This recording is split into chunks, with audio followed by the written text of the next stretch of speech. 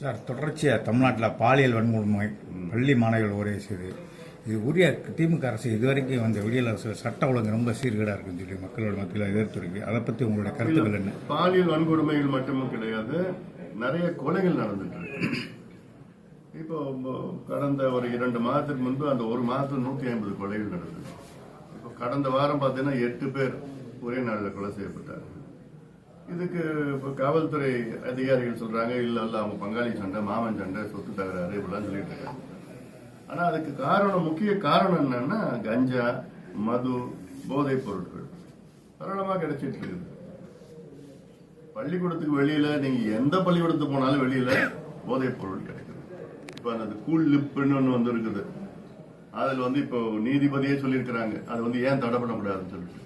அது இந்த பிள்ளைங்க 8வது 6வது படிக்கிற பிள்ளைங்க வச்சுக்கிட்டு வாயில வச்சுக்கிட்டு மென்னுக்கிட்டு அப்படியே உட்காந்துட்டு இருக்காங்க, போதையில உட்காந்துட்டு இருக்காங்க. இது மட்டும் இல்ல, கஞ்சா, பென், cocaine, heroin, LSD, methyl amphetamine, இப்படி என்னென்ன அமெரிக்காவில் என்ன கிடைக்குதோ எல்லாம் இங்க தமிழ்நாட்டில் கிடைக்குது. முதலமைச்சர்கிட்ட பல முறை சொல்லியிருக்கிறோம். ஆனா முதலமைச்சர் கண்டுக்கிற மாதிரி எனக்கு தெரியும். சீரியஸ் இல்லை முதலமைச்சர். எவ்வளவு மோசமான ஒரு பிரச்சனை. 3 தலைமுறைகளை மதுவை கொடுத்து அழிச்சிட்டாங்க. அடுத்த தலைமுறையாவது காப்பாற்றணும். நாங்க போராடிட்டு வரோம், எத்தனையோ ஆர்ப்பாட்டம் பண்ணோம், போராட்டம் பண்ணோம். ஆனா அப்ப போய் 2000 பேர் கைது பண்ணுவாங்க. அவங்க 5 நாள் வெளியில் வந்துடுவாங்க. யாரு அதாவது கைது பண்றவங்க யாரு? கடைசி எண்டி விற்கிறவங்க, அவ்வளவுதான். அவங்க சும்மா ஒரு இதுதான்.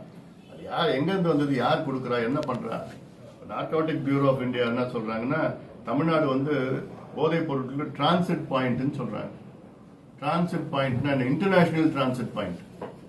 அதாவது ஆஸ்திரேலியா, தெற்கு ஆசிய நாடுகளுக்கு தமிழ்நாடு மூலமா தான் போதைப் பொருட்களே போயிட்டு இருக்குது. வடக்குல இருந்து தெற்கு ஆசியாவுக்கு தமிழ்நாடு தான் டிரான்சிட். அப்ப எவ்வளவு ஜாகிரதையா இருக்கணும்.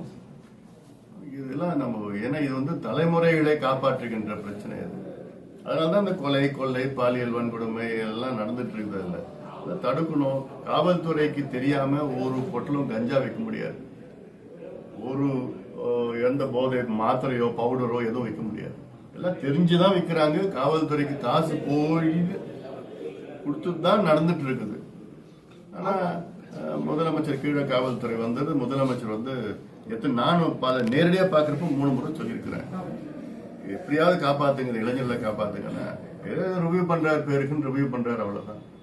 ஒரு 10 காவல்துறை அதிகாரிகளை சஸ்பெண்ட் பண்ணுங்களேன், தானா முடியும், பிரச்சனை முடியும்.